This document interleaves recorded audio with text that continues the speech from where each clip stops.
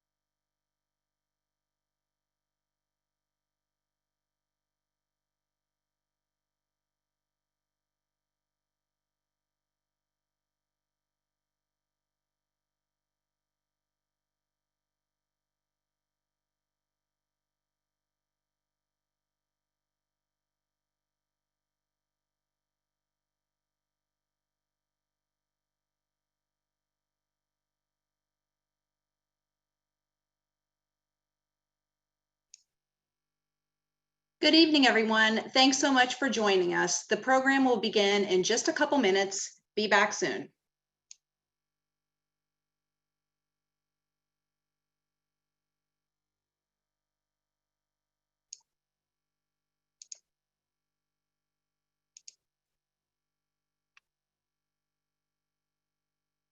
Good evening, and thank you for joining us tonight for Ask Me, our educational webinar series sponsored by Mitsubishi Tanabe Pharma America. My name's Audra Hines, and I'm the Vice President of Care Services for the ALS Association Golden West Chapter.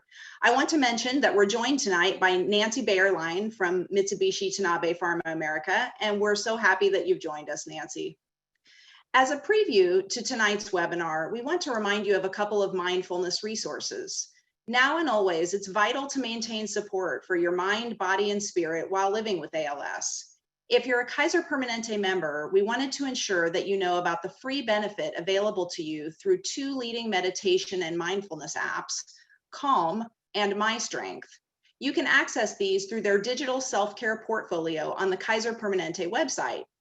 If you don't have Kaiser, these apps and many others like Headspace have free modules or are available at a low cost through a subscription. All of these helpful self-care tools and resources can be used daily to improve sleep, mood, and relationships, and are available for download through the App Store or Google Play for your mobile device.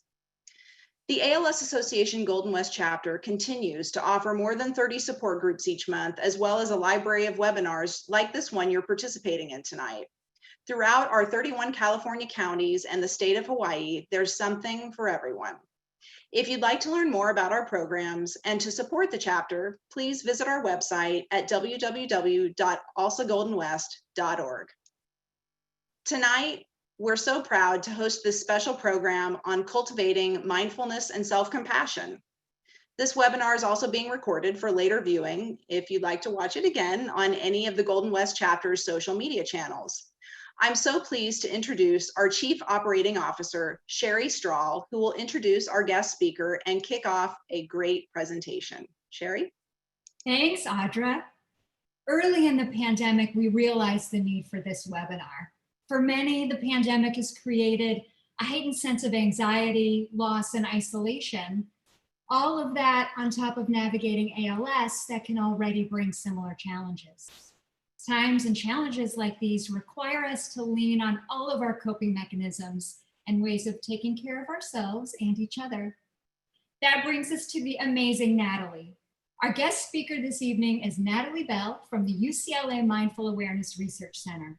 Natalie has been practicing mindfulness and meditation since 1985. She lived in an ashram for a year in 1989, dedicating herself to intensive practice of meditation and self-compassion. After studying neuropsychology, she became a physical therapist, working for 17 years as a clinician, director of rehabilitation, and a clinical specialist for medical devices in rehabilitation. Natalie is a faculty member of UCLA's Mindful Awareness Research Center as a certified mindfulness teacher. She is also a senior teacher and director of corporate programs for LA's renowned Unplugged Meditation. Natalie is one of a distinguished group of certified mindful self-compassion teachers and serves on the Healthcare Advisory Board of the Center for Mindful Self-Compassion. She is a mentor for the Sounds True Power of Self-Compassion program and Alicia Goldstein's A Course in Mindful Living. We're so incredibly grateful to Natalie. Please join me in welcoming her tonight.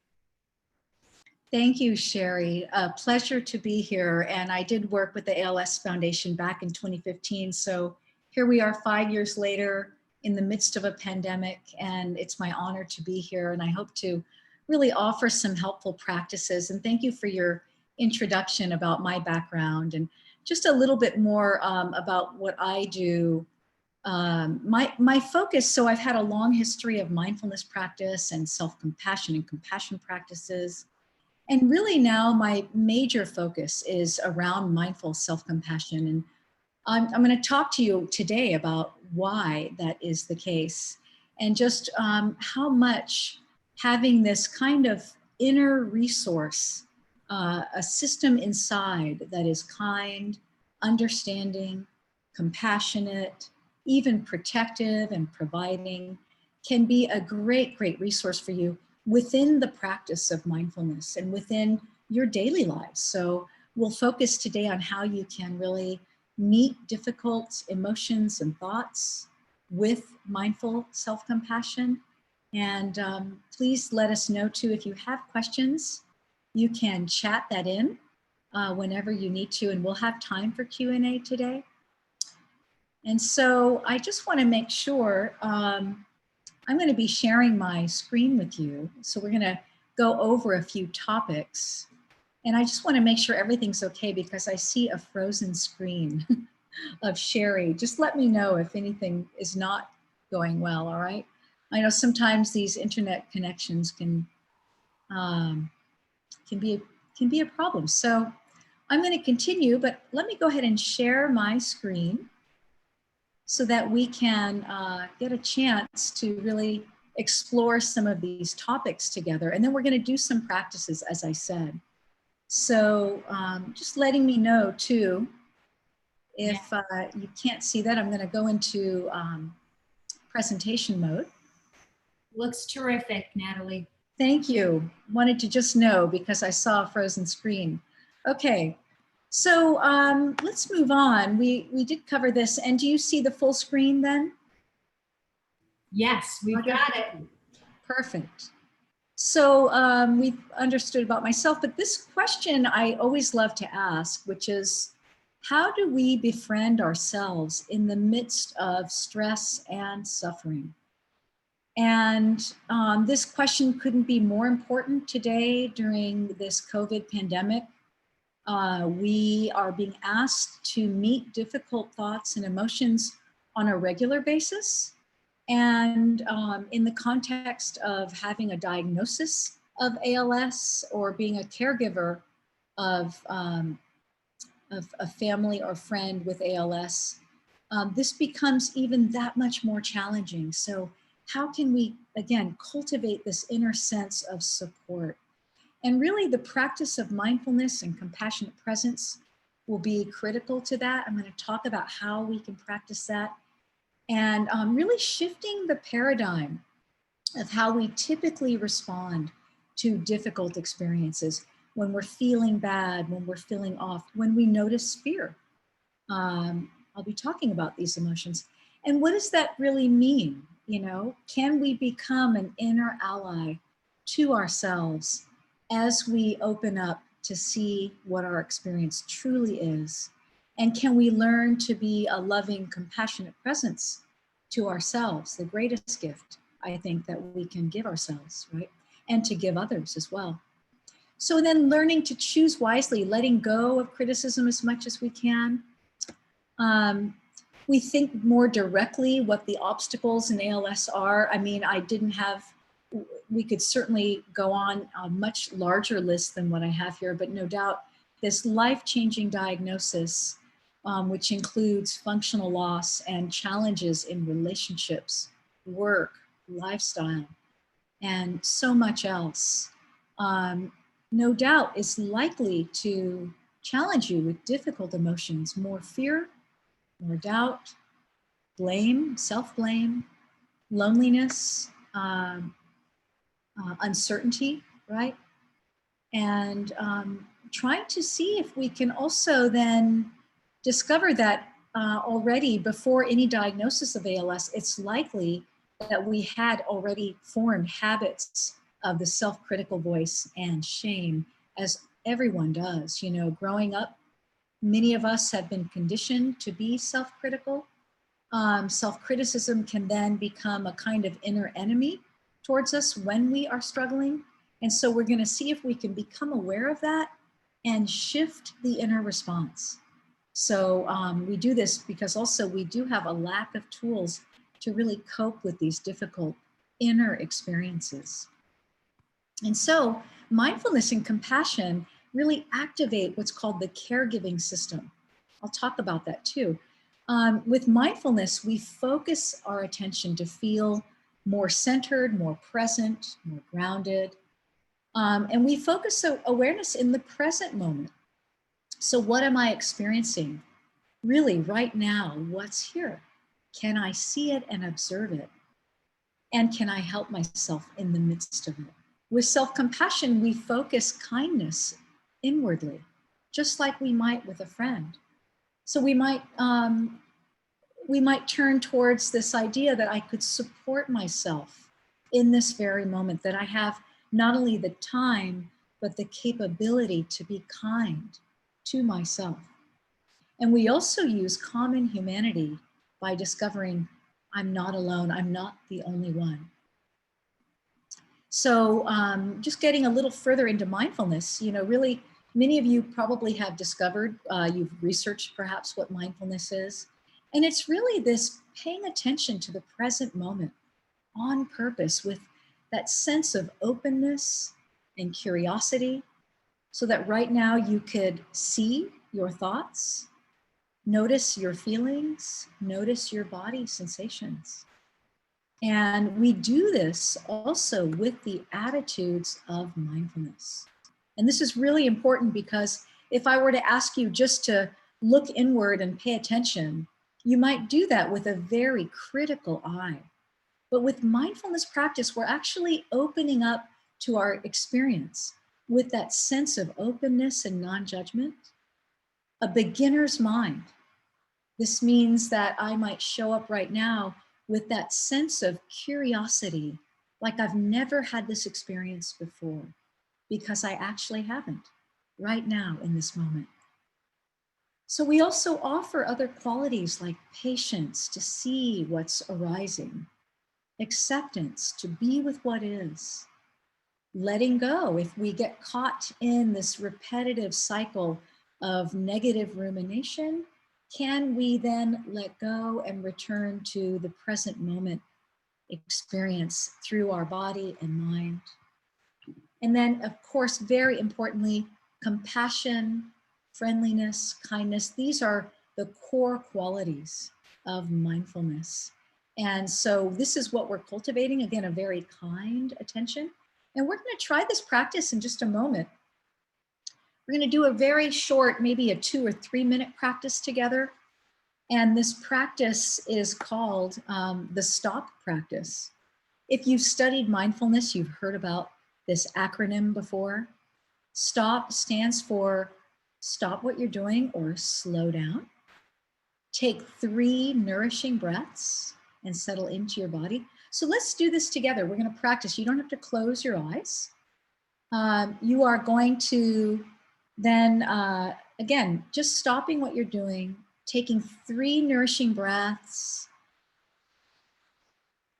And then if it's difficult to take in the breath, or if that feels a bit anxiety producing, you can even just imagine that you're taking in the light of awareness. So even imagining a golden ray of light being received in your body as you breathe in.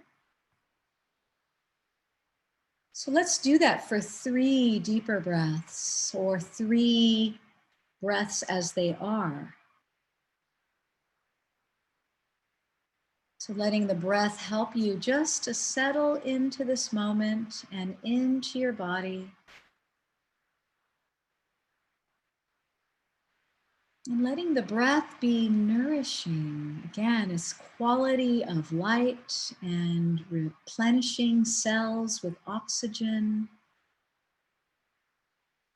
And as you breathe in, you're observing what's here. So becoming aware of your physical body, resting here, feeling your body supported by the chair.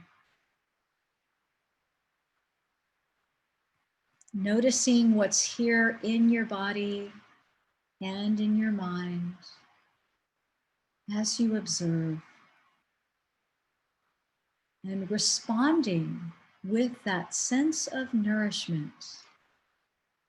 And we do that by softening in the body as you breathe in, releasing or letting go of any unnecessary tension that might be here. And really taking your time with this, because sometimes we say release any tension and the tension's still there. So just imagining that you could soften layer by layer, just really taking your time as you breathe in.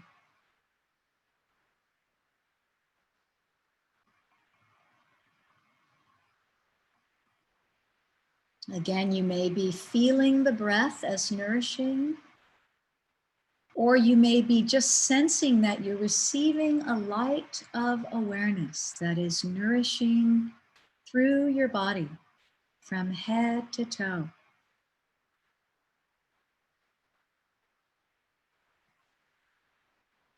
So imagining that you could just rest here and receive this presence, this awareness, and this nourishment.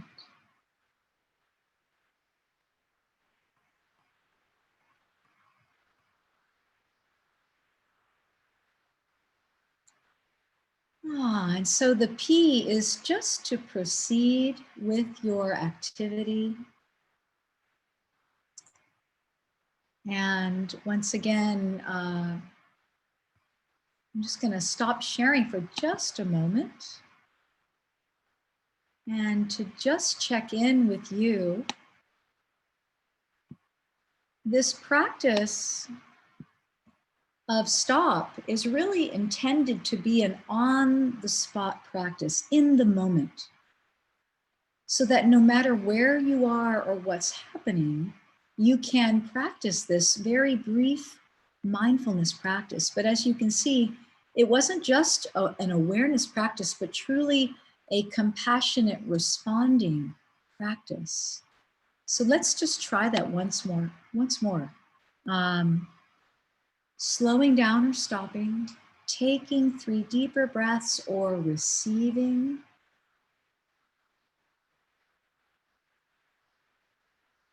As you settle with the breath or the light in your body or through your body, just observing what's here. And for any difficulty you're noticing, responding with nourishing, softening, releasing.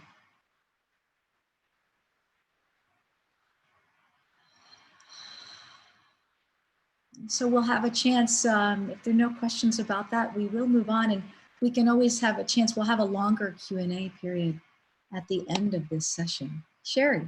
And Natalie, I just wanted to clarify, so for folks for whom a deep, nourishing breath is challenging or uncomfortable, the strategy that they can use is to imagine that nourishing light.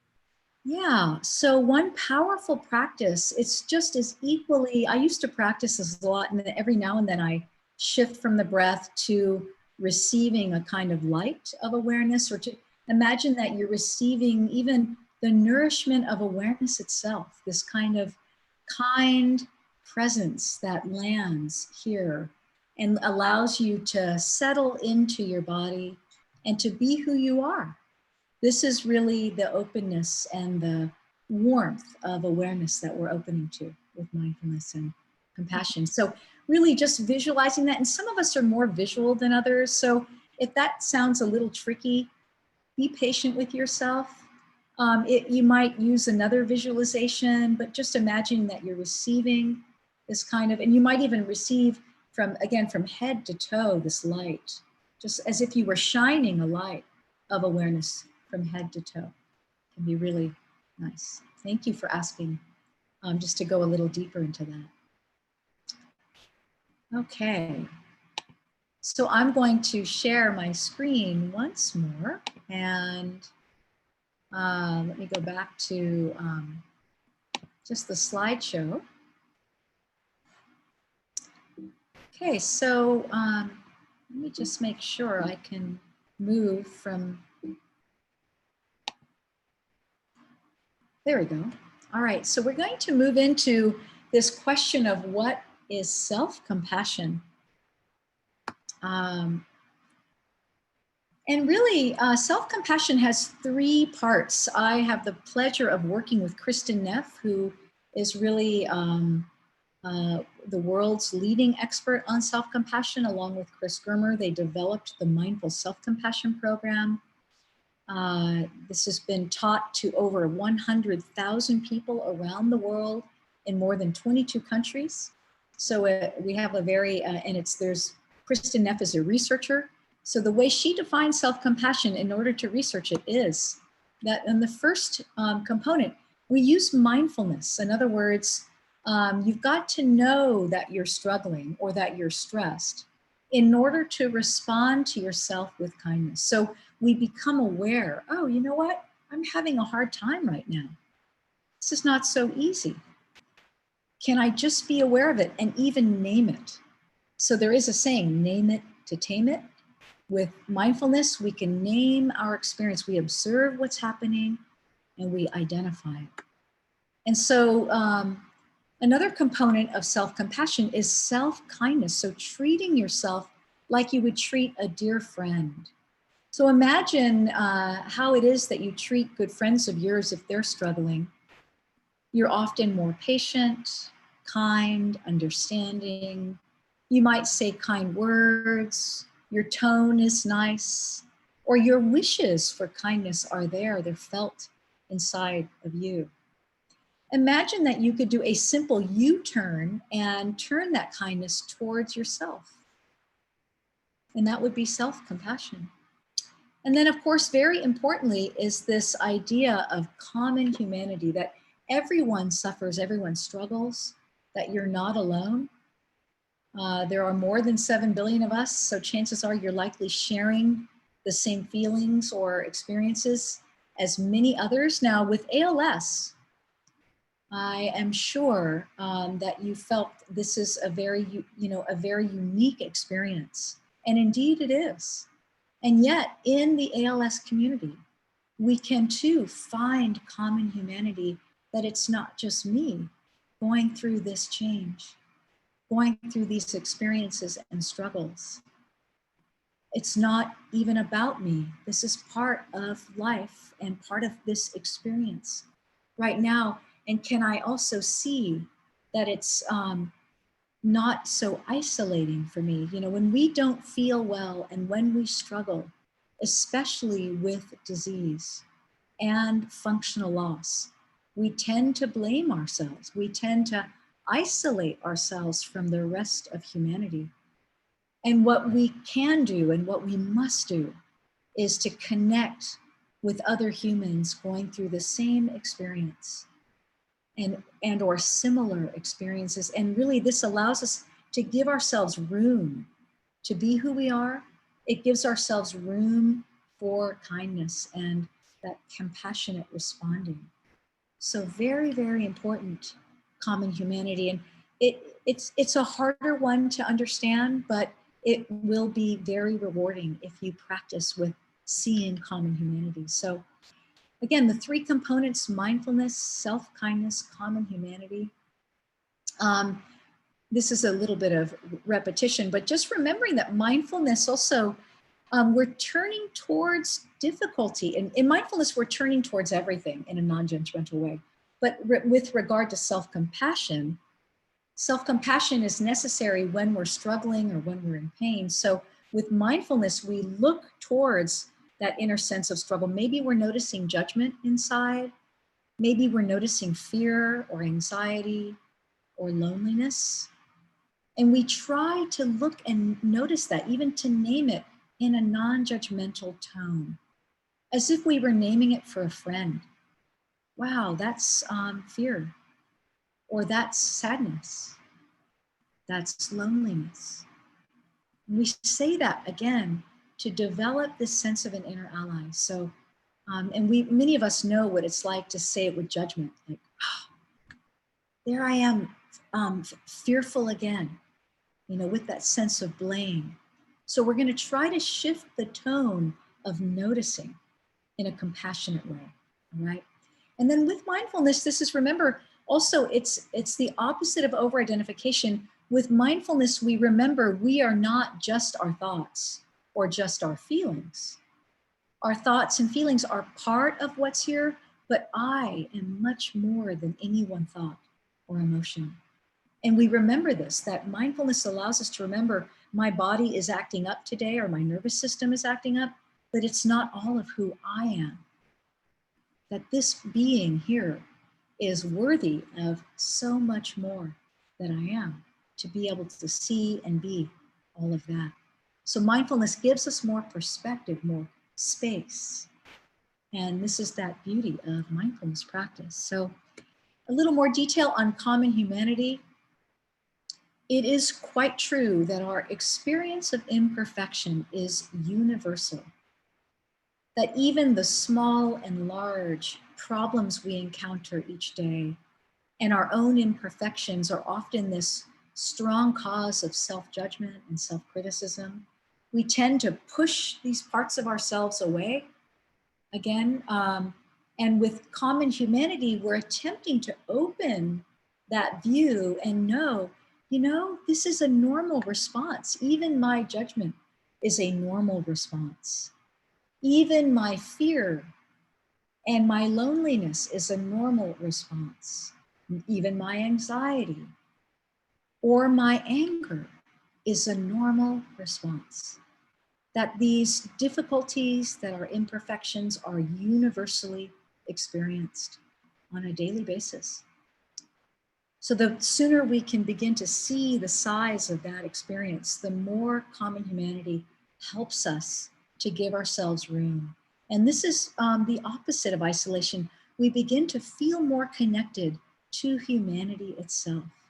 This is truly a blessing. So we make room, again, for kindness, for loving and support. And then just a little more detail on self-kindness. We can ask ourselves, how would we treat a good friend in this moment? Like while I'm struggling right now in this moment, if it were a friend of mine, how would I treat that friend? Would I have a kinder attitude or orientation, tone? Self-kindness is concerned with the alleviation of suffering. So it actually is there to soothe and comfort you, right? And this is the opposite of self-judgment, so that we can hold ourselves with whatever is happening here with that sense of friendship and understanding, as opposed to what our typical experiences, this list here, these bubbles, these thought bubbles are just a beginning of our daily experience. And you may relate very much to just noticing how many times we say these things to ourselves. Or if we don't say them, so we don't even hear those words, we may feel that kind of tone or that kind of sense of defeat or that sense of, just not feeling well and not feeling accepted. So very important to normalize how strong judgment is a habit inside of ourselves, and particularly with difficult medical conditions and chronic conditions and loss, how this becomes a difficulty. So the sooner we can see that, it's normal, it's gonna happen, we can notice it and name it. Oh, there's fear and there's my judgment. And there's that hopeless feeling, or there's that feeling I'm not good enough. We can notice it, we observe it, and then we create space around it with mindfulness. And we remember, I'm not just this thought or just this feeling. I am much more than that. Okay, so we're going to get a little bit, before we do our next practice, I want to talk to you a bit about the physiology of self-criticism and the physiology of self-compassion. Nowadays, threats, it used to be way back in our evolution, we used to be chased by dinosaurs and saber-toothed tigers, and we used to truly fear for being attacked from something outside. Most often today, our attacker is really self-criticism, what I've been talking about, the self-judgment and self-blame. And really our sense of who we want to be or who we think we are is challenged when we have self-criticism. We actually become the attacker. This might look like aversion or again, self-blame, self-loathing. This too is a normal daily experience that many people do never do talk about. And yet this is a very common daily experience. So when we think about the physiology of self-compassion, what we're doing in these two systems, I'm going to show you on another slide, we're actually activating a caregiving system within us. This is the mammalian caregiving system that evolved in our long history, so that when mammals and humans, when we have infants, they need to stay close to mothers in order to develop well.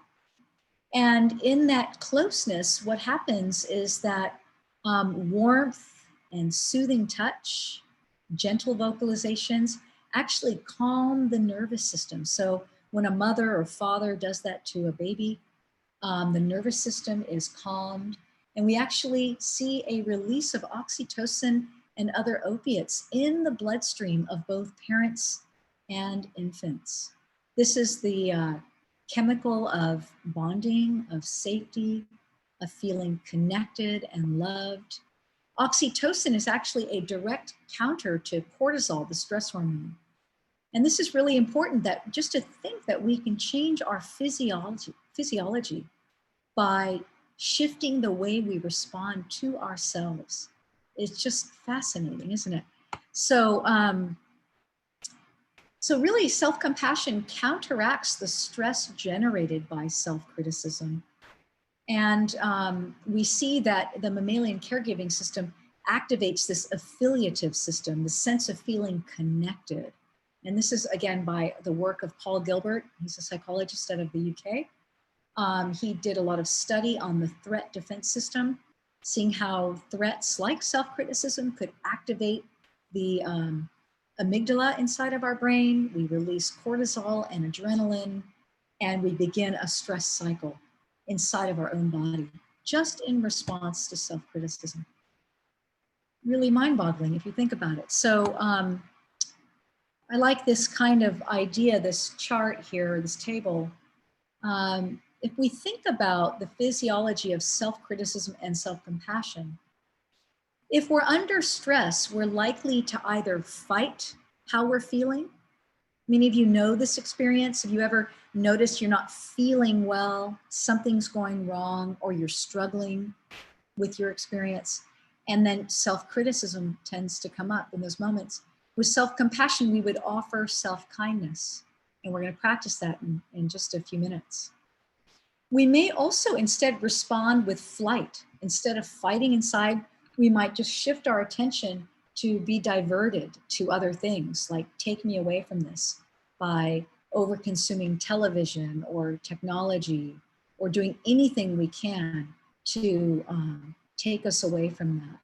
And oftentimes this gives us that sense of feeling isolated. We are running away from ourselves.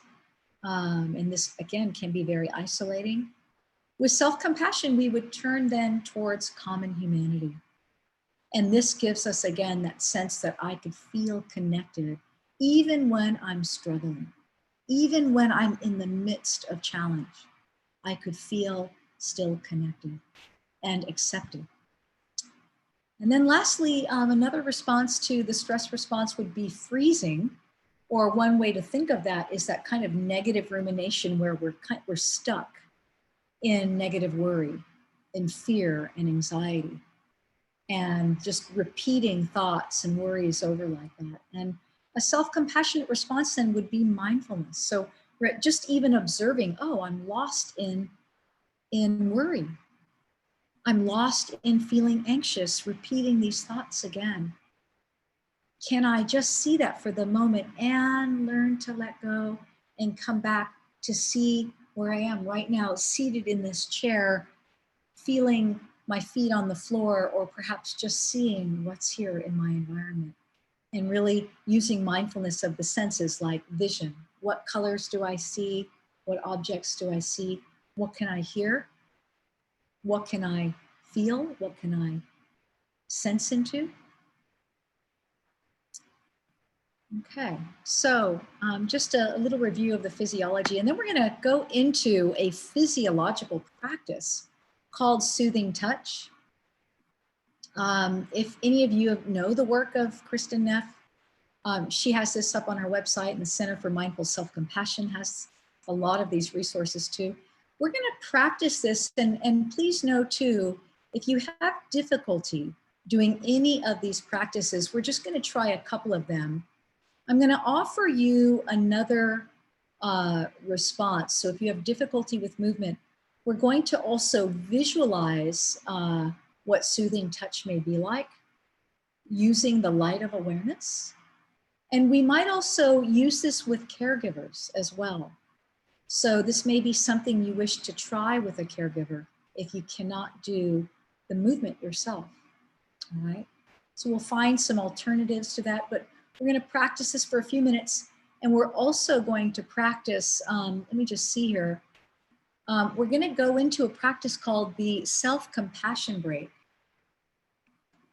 And actually what I'll do, just to check in with you, we're going to start with soothing touch. We'll check in a little bit, and then we're going to go into the self-compassion break. So we'll have a little bit of a break. So let's do that first. And I'm going to stop sharing my screen just for a moment. So we come out of that. And if you can, so I'm going to offer some alternatives to this practice.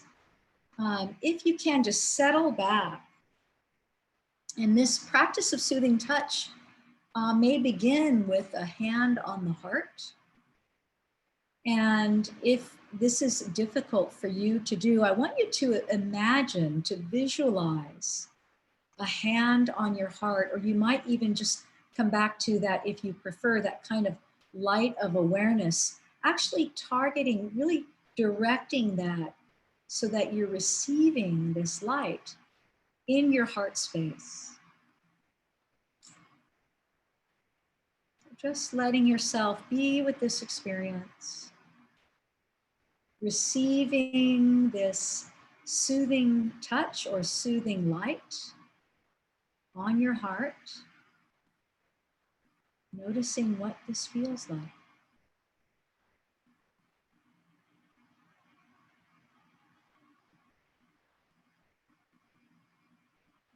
And if it's possible to bring the second hand on your heart, there would be two hands on your heart. So you can visualize this if it's not possible to do that. Both hands on your heart. Or you might imagine again this light of awareness that is nourishing, entering your heart space. Again, nourishing the heart.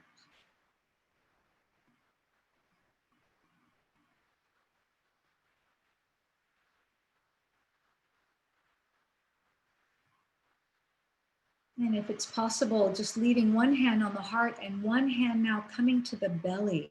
So one hand on the heart, one hand on the belly, or just visualizing this practice. Again, one hand on the heart, one hand on the belly.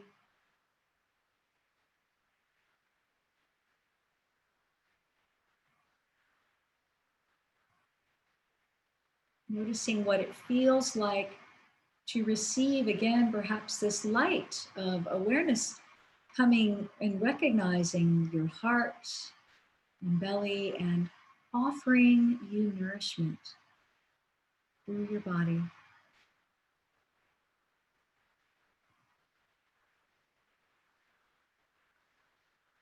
And then gently releasing that and seeing if you can offer a kind of self-embrace. So each hand holds the opposite arm. Again, if this is hard to do, knowing you can do this with a caregiver, or to visualize these arms around your body in an embrace. Again, if you are preferring the visualization of light, imagining that this golden light wraps around your body in an embrace of warmth and nourishment.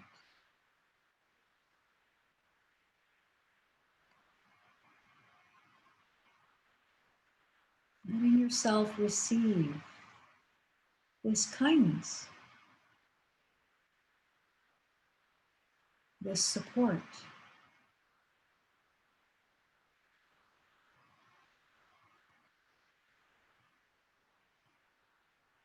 Gently releasing that. I'm going to try two more soothing touch gestures. One will be a hand on the face, if it's possible for you to hold a hand on the side of your face, just cupping the side of your face. And again, if this is difficult, you can allow either a caregiver or just this visualization. Again, imagining that a glowing light of awareness were to hold you, to hold your face like this. In this tender response.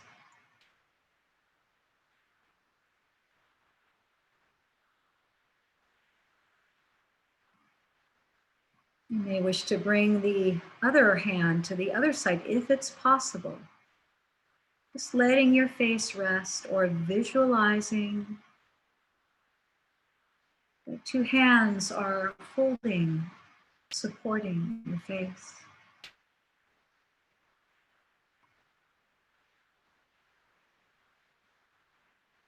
And gently releasing this, and just if it's possible to place one hand cupping the other hand. So one hand holds the other hand in a gesture of support.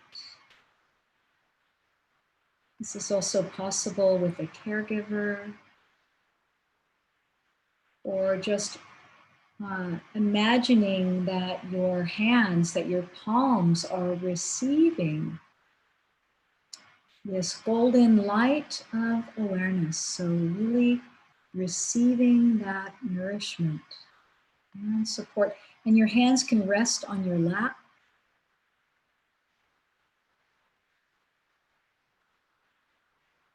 If it's possible to squeeze one hand, offering that as a gesture of support, just a brief, gentle squeeze. I'm right here.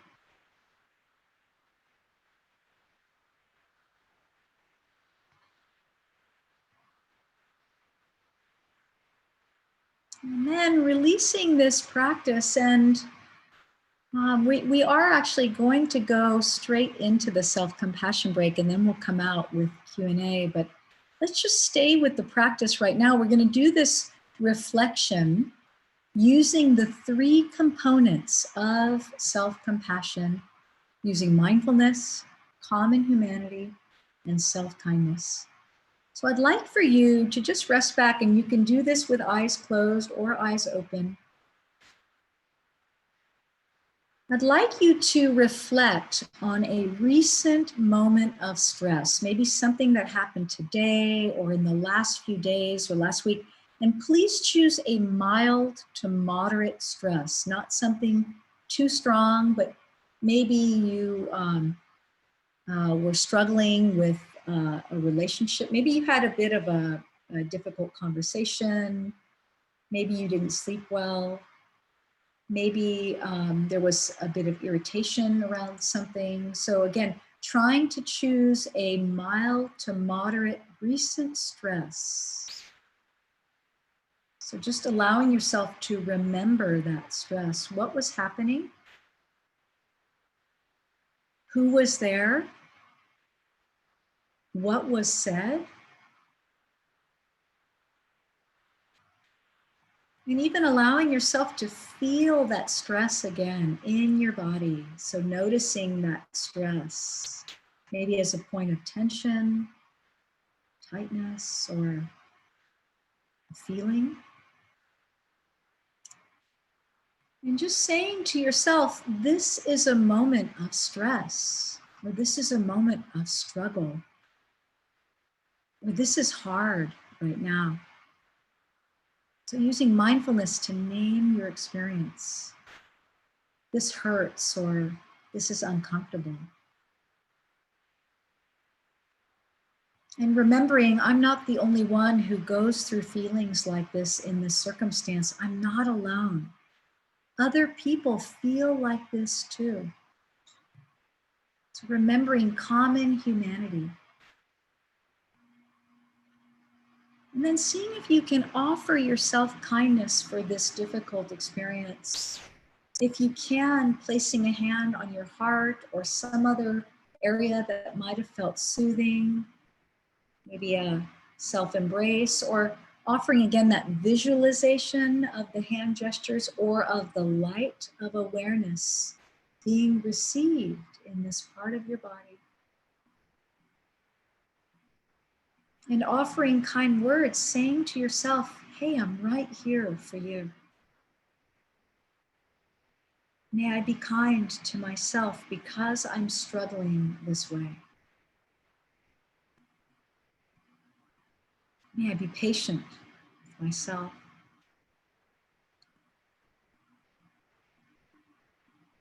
May I give myself the kindness I need.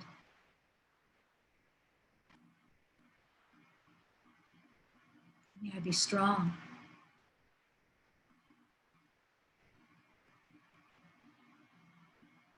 And if you're having trouble finding the right words of kindness, imagine if you had a friend who was struggling in some way, in a similar way. What would you say to that friend? And could you say it to yourself? Hey, I'm right here for you. I've got your back.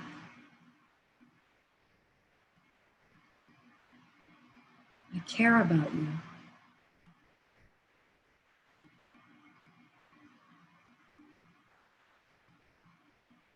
May I be kind to myself in this moment.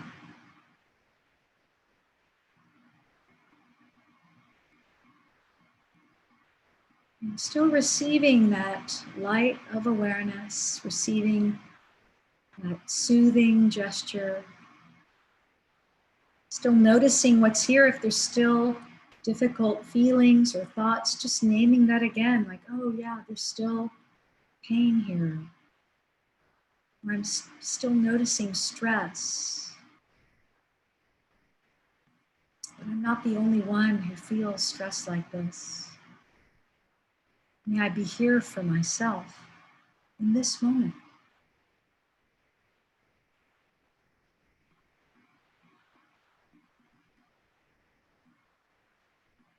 Again, receiving that light of awareness for support, that soothing touch, gesture. And then gently releasing the practice and allowing yourself to be just as you are. Noticing what's here. And taking your time to come out and just to rejoin our group as we come back. That was the self-compassion break. And we started this with soothing touch and then the self-compassion break. And I just want to answer some questions about this. So thank you for participating in that practice. So there's a question, what is the purpose from Virginia? What is the purpose and goal of this exercise? having trouble getting into this till I know why and how it will help me. Thank you. So feeling disconnected. Thank you for naming that, Virginia. And know that any of these practices, you don't have to believe any of them. Actually, it's just your experience. So the whole idea behind the self-compassion break is to offer yourself kindness in any moment of struggle. Because typically in moments of struggle, we tend to beat ourselves up or to judge ourselves or to make our inner experience even more difficult when we're struggling.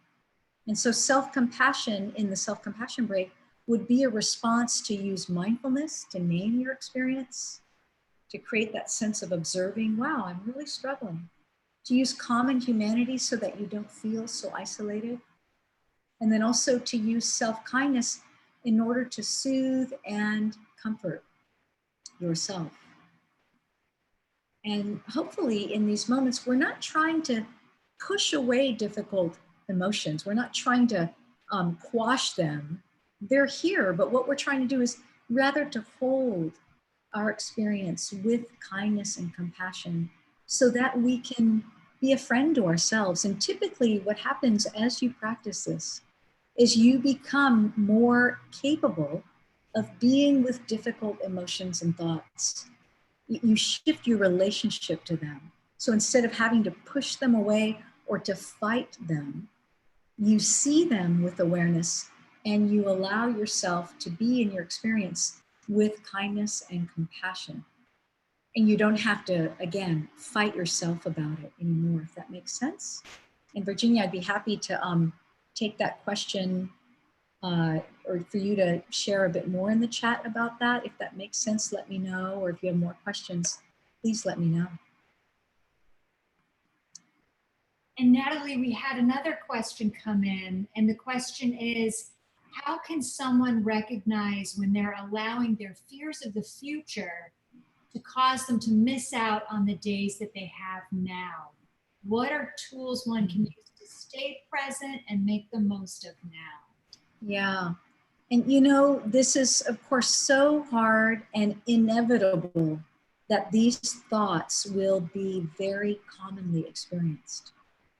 And so one of the practices in mindful resilience is to learn to anticipate what will be coming in the landscape.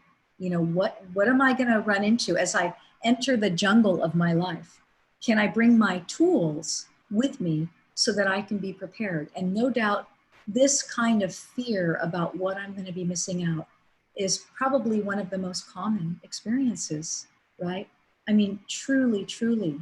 So knowing that that will happen, again, we'll use mindfulness, that kind of name it to tame it, to say like, oh, there's that fear again.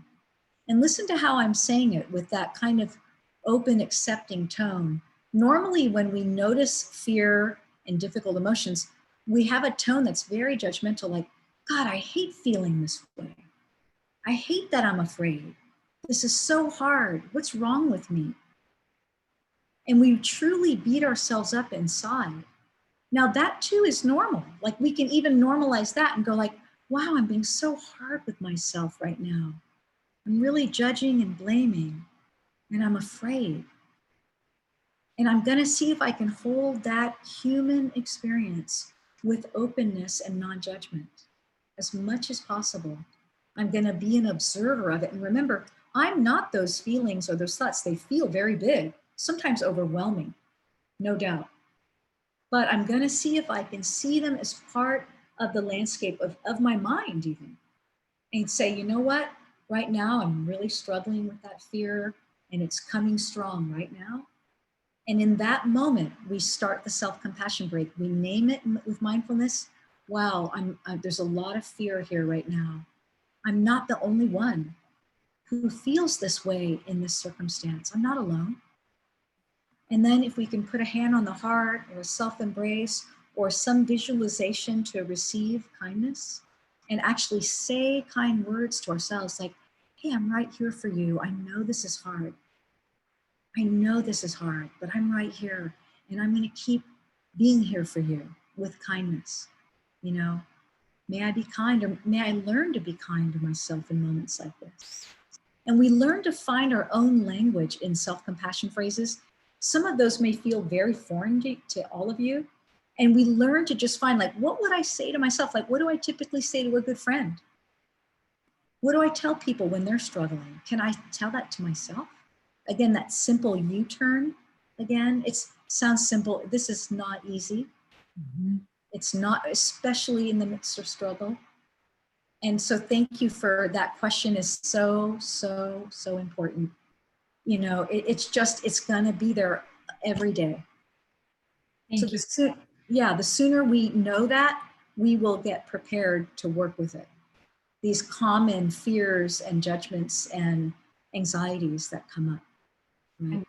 That idea of treating oneself like you would treat a friend was a real life changer for me. It's such a simple way to think about, you know, would I say that to a friend? No. My own true friend. I think we have time for one more question. And we have one that came in, and we have an attendee who's asking, how can you be compassionate with yourself if you have done something that caused a loved one pain? Oh, can you repeat that last part? Yeah. How can you be compassionate with yourself if you have done something that caused a loved one pain? That's really hard. You know, in self-compassion work, we're not trying to just pretend that everything's fine. And we're not trying to pretend that we don't make mistakes. We do sometimes hurt people. We make mistakes. We are truly imperfect as human beings. This is one of the hardest thing to accept. So no doubt, self-compassion work tries to, often when we hurt someone else, we feel shame about it. We feel guilt and shame, and the guilt is appropriate, right? And I would say there are two types of shame. There's a kind of healthier shame, which is adaptive shame. That shame that says, you know what, I really hurt somebody and I need to not do that again if I can't avoid it. But often we suffer from maladaptive shame. When we do something wrong, we think, I'm the worst person in the world. I am so horrible. I'm a loser. I'm not worthy of loving or kindness. I'm the worst of the worst. And when we do that, when we go into that maladaptive shame, we tend to go into a spiral that is very difficult to manage, and it's very painful. And with self-compassion, we can name shame and go like, wow, I'm really lost in shame and I feel so bad. So can I identify what happened here? And can I name my experience? And if I must apologize, or if maybe you've already apologized and you've owned up to what happened, or you found a way to find that. Now this is, of course, a much longer conversation, but with self-compassion, we can, again, use that self-compassion break, and we can use it in relationships. That's one thing I wanted to address today, was in relationships, we can also use the self-compassion break when someone hurts us or we hurt someone else. And we can say, you know, right now I feel really bad, and I'm sorry that I have hurt someone. I'm not the only one, I'm sure. Other people feel this way. And you know, may I be kind to myself enough to just to see what happened, and also to even admit what happened, and to find a way to communicate kindly. So I hope that's helpful. That's wonderful. Natalie, thank you so much for your time today. And I just want to say out loud too, as we wrap up, that one of the things that you talked about, Natalie, was this idea of connection. And I just want to reiterate that, you know, the Golden West chapter, we're committed to creating opportunities for the ALS community to connect and come together. So just in this time where it feels like there's so much isolation, I just want to remind everybody that we have virtual support groups and different virtual events. We've done movie nights. We have a comedy night coming up, that we invite you all to just come and find community and connection there. This idea that even though we're all apart, we can find ways to be together. Thank you so much. I'm gonna hand off to the amazing Audra, and with, once again, a huge gratitude to you, Natalie, for your time, your care, and your expertise. Thank you so much. I'm happy to send you resources as well for what we covered today. So if that's helpful to you, we can talk after this. Wonderful. Wonderful. Thank you so much, Natalie, for this wonderful presentation. We're so grateful for your time and your commitment to our chapter and to the ALS community. And I just want to thank everyone for joining us tonight. A special thanks to our generous sponsor, Mitsubishi Tanabe Pharma America. And we hope that you'll join us for our virtual Walk to Defeat ALS kickoff events. They're coming up, and we have several scheduled in the coming weeks. It's fast and easy and free to register. And we'll also be hosting a September webinar on September 30th on when and how to most effectively use durable medical equipment. That's going to be hosted with an occupational therapist from Stanford ALS Center. And I just want to close with saying that your generous support fuels everything that we do, and everything we do advances the search for effective treatments and a cure for ALS. If you'd like to support the Golden West chapter, please consider making a donation today at give.alsogoldenwest.org. Please watch for the short survey on tonight's presentation that you'll receive via email in order to help us plan for future programming like this one. Thanks so much again, and have a great night.